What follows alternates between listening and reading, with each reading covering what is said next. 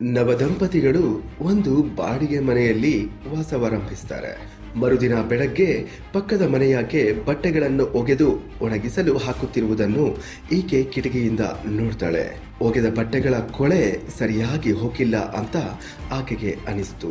ನೀಟಾಗಿ ಬಟ್ಟೆ ಒಗೆಯಲು ಆಕೆಗೆ ಗೊತ್ತಿಲ್ಲದಿರಬಹುದು, ಅಥವಾ ಆಕೆಯ ಹತ್ತಿರ ಒಳ್ಳೆಯ ಸಾಬೂನು ಇರದಿರಬಹುದು. ಪಕ್ಕದ ಮನೆಯಾಕೆ ಬಟ್ಟೆಗಳನ್ನ ಒಗೆದು ಹಾಕುವಾಗಲೆಲ್ಲ ಕಿಟಕಿಯಿಂದ ನೋಡುತ್ತಾ ವ್ಯಂಗ್ಯವಾಗಿ ತನ್ನ ಪತಿ ಹತ್ರ ಹೇಳ್ತಿರ್ತಾಳೆ. ಪತ್ನಿಯ ಮಾತಿಗೆ ಆತ ಏನೂ ಕೂಡ ಪ್ರತಿಕ್ರಿಯಿಸ್ತಿರಲಿಲ್ಲ. ಸುಮಾರು 1 ತಿಂಗಳ ನಂತರ ಒಂದು ದಿನ ಬೆಳಗ್ಗೆ ಕಿಟಕಿಯಿಂದ ಹೊರಗೆ ನೋಡಿದಾಗ ಒಣಗಿಸಲು ಹಾಕಿದ ಬಟ್ಟೆಗಳು, ಶುಭ್ರವಾಗಿರುವ ಬಟ್ಟೆಗಳನ್ನ ನೋಡಿ ಆಶ್ಚರ್ಯದಿಂದ ಪತಿ ಹತ್ರ ಹೇಳ್ತಾಳೆ, ರೀ ನೋಡಿ, ಆಕೆ ಇವತ್ತು ಚೆನ್ನಾಗಿ ಬಟ್ಟೆ ಒಗೆಯೋದನ್ನ ಕಲ್ತಿದ್ದಾಳೆ. ನನಗೆ ಆಶ್ಚರ್ಯ ಆಗ್ತಿದೆ. ನಿನ್ನೆ ಯಾರೋ ಆಕೆಗೆ ನೀಟಾಗಿ ಬಟ್ಟೆ ಒಗೆಯಲು ಕಲಿಸಿರಬೇಕು ಅಂತ ಪುನಃ ಅಪಹಾಸ್ಯ ಮಾಡುತ್ತಾ ಪತಿ ಹತ್ರ ಹೇಳ್ತಾಳೆ.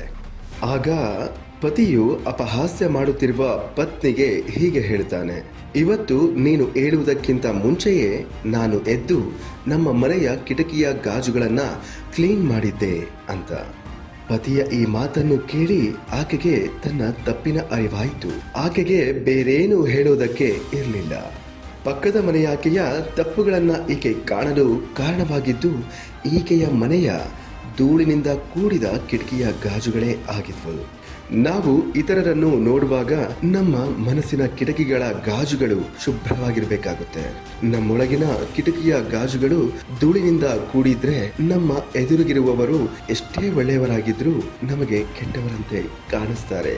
ಈ ಕಥೆಯಿಂದ ತಿಳಿದು ಬರುವ ನೀತಿ ಪಾಠ ಏನಂದ್ರೆ, ದೃಷ್ಟಿ ಒಳ್ಳೆಯದಾದ್ರೆ ಸೃಷ್ಟಿಯೆಲ್ಲ ಒಳ್ಳೆಯದು ಅನ್ನೋದಾಗಿದೆ. ಇನ್ನು ಯಾರೆಲ್ಲ ನಮ್ಮ ಚಾನೆಲ್ಗೆ ಸಬ್ಸ್ಕ್ರೈಬ್ ಆಗಿಲ್ವೋ ಅವರು ಈ ಕೂಡಲೇ ಸಬ್ಸ್ಕ್ರೈಬ್ ಮಾಡ್ಕೊಳ್ಳಿ. ಬೆಲ್ ಐಕಾನ್ ಮೇಲೆ ಕ್ಲಿಕ್ ಮಾಡಿ.